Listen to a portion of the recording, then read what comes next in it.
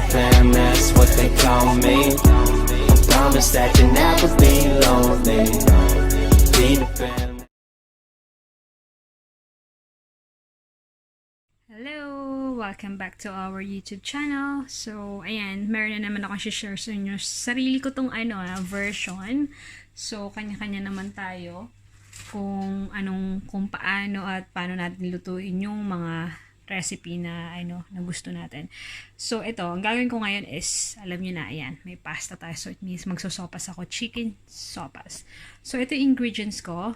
Sibuyas, bawang, chicken, hiniwa ko na siya ng maliliit, carrots, at syempre meron tayong macaroni. Ayan, ito yung ginagamit ko kasi maliliit siya. So, meron akong iba, and meron din akong fresh milk para mas creamy siya. So, ayan, naka-ready na yung pan ko. Nilagyan ko na rin siya ng oil. So, ayan, bubuksan ko na siya. Ayan. So, magpapainit ako ng pan. So, let's start cooking. Lagay ko lang yung sibuyas.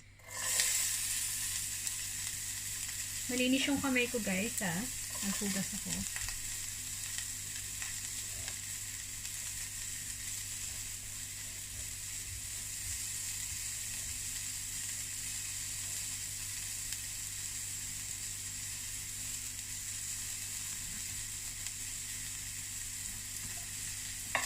Isa lang natin to.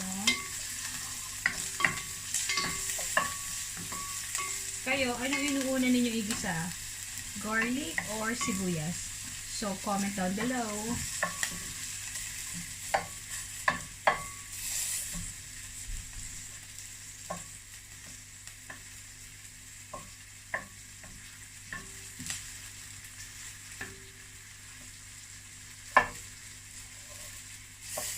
Sa paghihiwa ng mga ingredients, kayo nang bahala kung gaano ka fine or ka-mince yung kalaki o kaliit yung gagamitin ninyo sa sopas.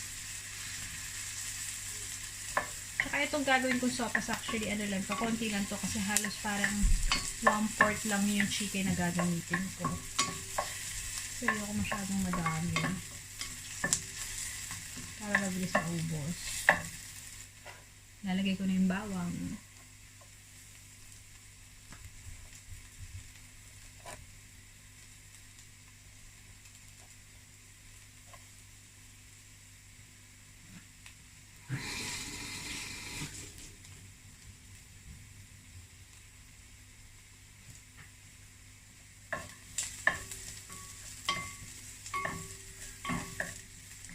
Pwede natin ilagay ng chicken. Ayan yung chicken. So, parang 1/4 lang siya.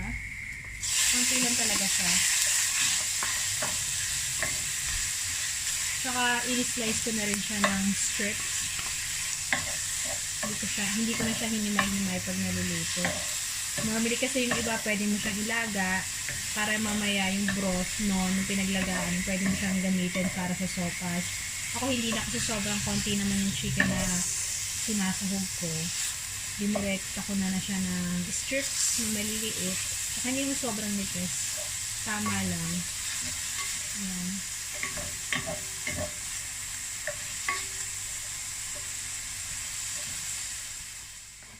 Ngayon, sasama ko na rin dito yung carrots.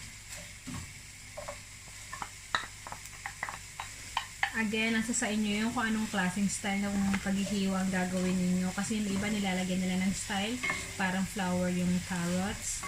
Ako dinirekta ko lang siya para siyang normal slice lang ng mga pampansit, ganyan pang gisa-gisa.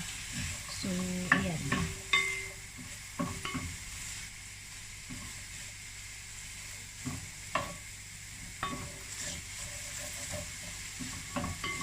Gisa lang natin siya para mag-corporate yung lasa.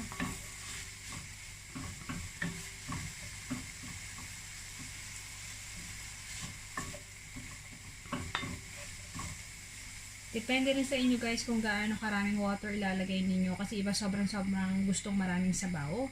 Ako naman yung tama lang kasi konti lang naman din yung pasta isasahog ko.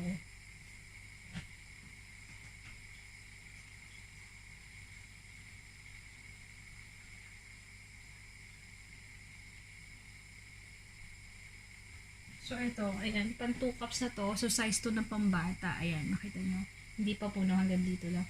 So, nasa sa inyo yan. Ganyan lang siya karami. Hindi, tsaka ko na lang siya dadagdagan mamaya kung kailangan ko pa. Kasi depende nga yan sa dami ng pasta na ilalagay niyo. So, dagdagan ko pa siya ng tubig. So, mga 3 cups to.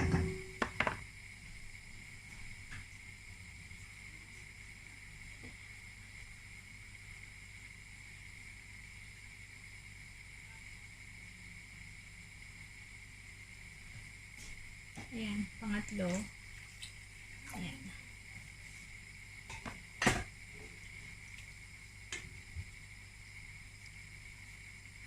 Ilalagay ko na dito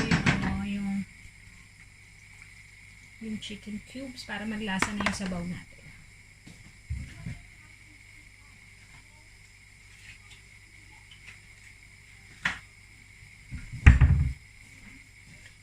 Chicken cubes. Para pag kumulo siya, malasa na yung sabaw.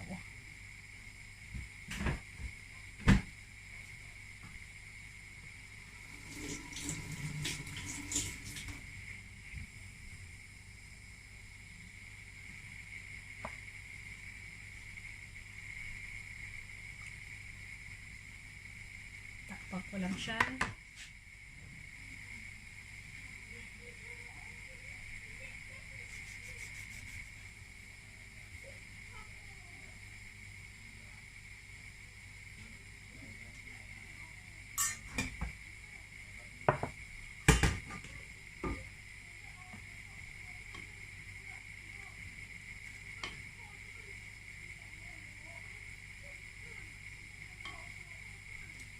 So, ayan, nag-i-start na siya. Umuusok na. Start na siya mag-boil. So, pwede na natin ilagay yung pasta. Para matimplahan na rin natin siya ng gatas. So, ganyan na karami. Parang 1 cup lang din yung pasta ko. So, ayan o. Nakita nyo, pag ganyan, pwede nyo siyang dagdagan ng water.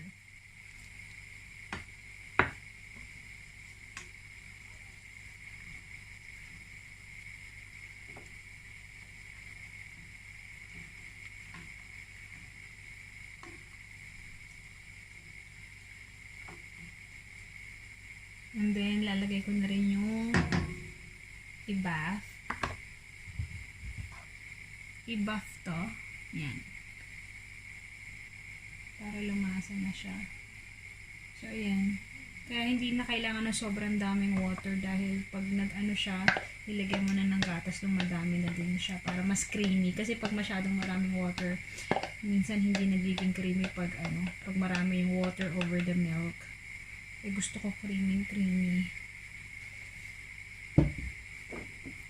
So, lalagay ko na din yung fresh milk. Meron ako isang baso. Almost, ayan. Hanggang dito lang. Di pa siya puno. So, ayan. So, ayan, tingnan mo, dumami yung liquid natin, diba?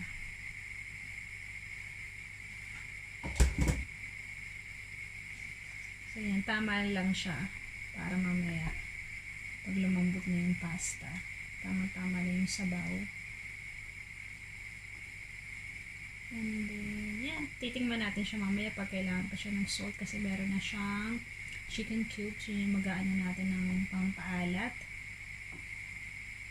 Hindi ko na rin siya lalagyan ng pepper kasi mga bata baka maanghangan. So, pabayaan lang natin siyang kumulo. Tatakpan ko muna siya.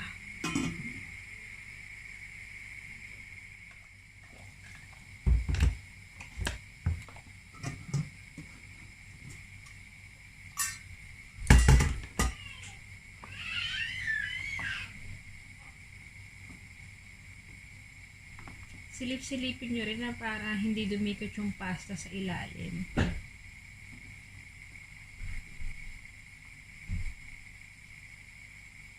Para mahalo nyo din siya.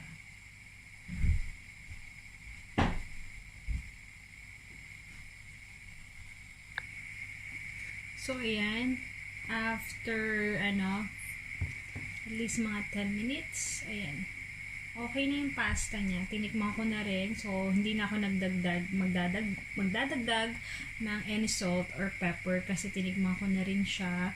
Tama na yung lasa niya. Tama na rin yung alat niya. So, malambot na yung pasta namin. So, ayan. Ready na siya.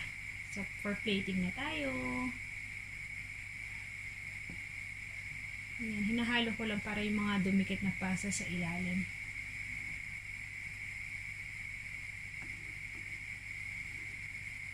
Kung naglalagay kayo ng hotdog, mas maganda kasi at least mapula-pula yung ano nyo. So, hindi ko na ito nalagyan ng hotdog. Nasa sa inyo yun.